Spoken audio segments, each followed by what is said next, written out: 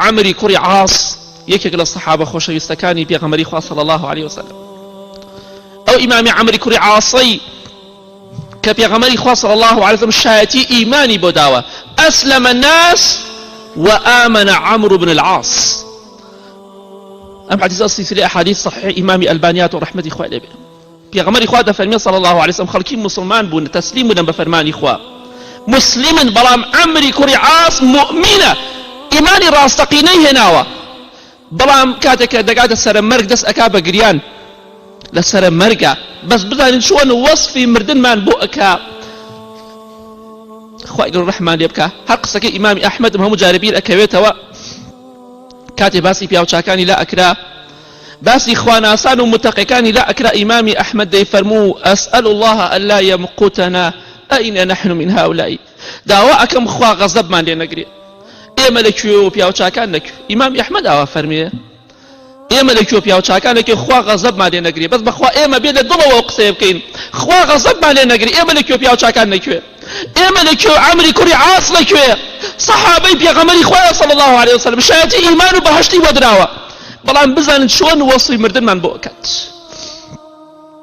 کاتە ئیمامی عەمری کوڕی عاص دەستی کرد بە گریان، عەبدوڵڵای کوڕی عەمری کوڕی عاص کە سەحابەیەکی عالمە ڕەزا و ڕەحمەتی خوا لێ بفەرمێ باوەی گیان بۆ ئەگریت، باوەی گیان تۆ کەسێکی عاقڵی، حەز ئەکەم وەصفی مردنمان بۆ بکەی، مردن چۆنە، تعریفێکی مردنمان بۆ بکە.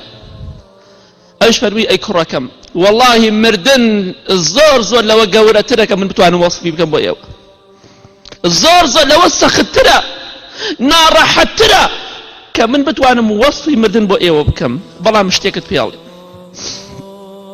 والله سوێن بەخوای پەروەردگار لەکەئەنە عەلا کەتیفی وعنوقی جەبەل ڕەضوا، سوێن بەخوای پەروەردگار ئەی کوڕە شیرینەکەم، ئەی کوڕە جگەرگۆشەکەم، وا ئەزانم شاخی ڕەضوا کە شاخێکە لە مەدینە، وا ئەزانم شاخی ڕەضوا لە من و لە بانشانمە، ئەوە لە قورسە شاخێک لە منمایە، چونکە سەرە مەرگ و مردنە.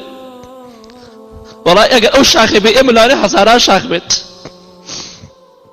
ئەگەر خوا ڕەحمە لێ نەکات. وا ئەزانم شاخی ڕەضوا لە ملمە دانرا و کراوەتە ملمە و کراوەتە بانشانم، ئەوەندە قورسە بانشان و ملم.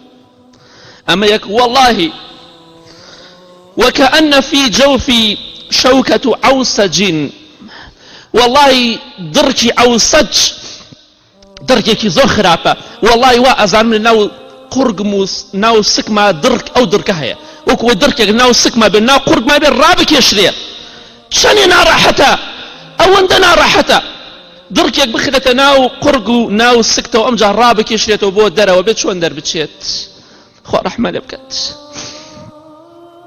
وكأن روحي لهمووی ناخۆشتر وكأن روحي تخرج من ثقب إبرة، والله کوڕەکەم وەکو ئەوەیە ڕۆحەکەم لە کوونە دەرزیەکەوە دەربکەن، ئەوەندە ناڕەحەتە لە کوونی دەرزیەوە ڕۆحەکەم دەربکرێ، بێگومان ئەمە ناڕەحەتە، ڕۆحێک لە کوونی دەرزیەوە دەربکرێ زۆر بە ناڕەحەتی دەچێت، والله وا ئەزانم لە کوونی دەرزیەوە ڕۆحەکەم دەرئەکرێتە دەرەوە.